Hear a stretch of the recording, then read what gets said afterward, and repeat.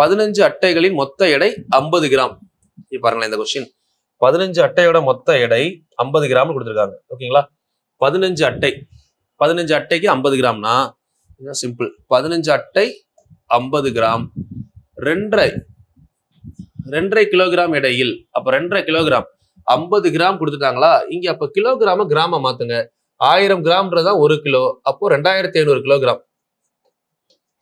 2500 kilogram. எத்தனை அட்டைகள் உள்ளனன்னு கேக்குறாங்க. எக்ஸ். சரியா?